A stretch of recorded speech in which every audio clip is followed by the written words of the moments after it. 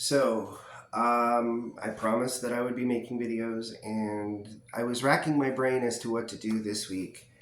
I was working on scenes with people and perfecting a monologue that I want to present to y'all later. But the one thing that really stuck with me that kind of I want to share with y'all is that this past weekend I went to a memorial service for a friend of mine that I hadn't seen in about 20 years. And she's one of the people who really inspired me to think that I could be a performer.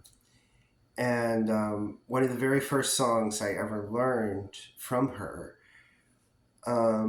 was a song that it's not about the melody, because the melody repeats over and over again. It's in the power of the lyrics and how you present it and how you tell the story.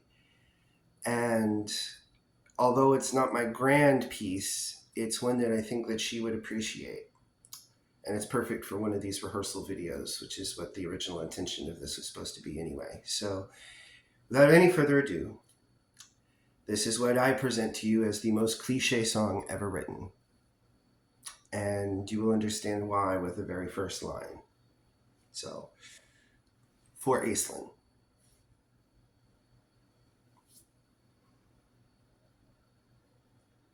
It was a dark and stormy night, or so the heralds say. The lightning striking constantly transforms the light to day. The thunder rolled the castle round, oh thusly runs the tale. And rising from the northeast tower there came a fearful wail.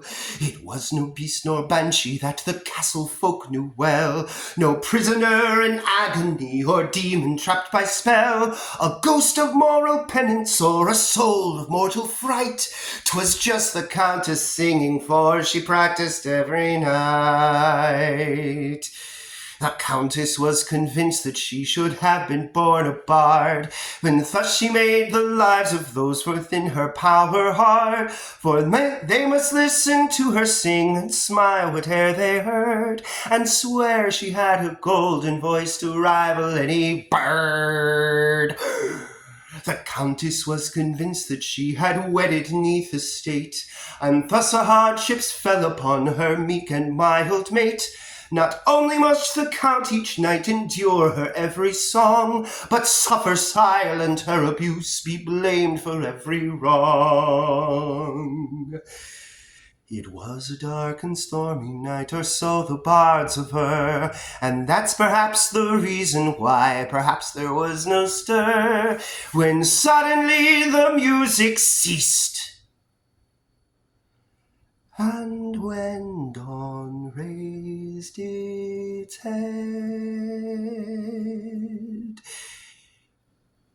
within the tower servants found the countess defended.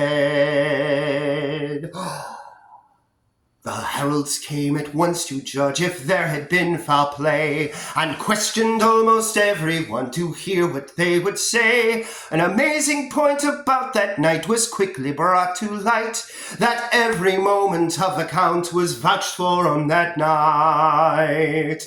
The castle folks in ones and twos came forward on their own to swear the count had never once that night been all alone. And though the tower had been locked tight, with two keys to the door, one his, one hers, the count was plain absolved of guilt for sure. At length the heralds finally judged the death a suicide, and all within the district voiced themselves quite satisfied. It is a verdict after all, which none wish to refute. No one can imagine why she tried to eat her lute.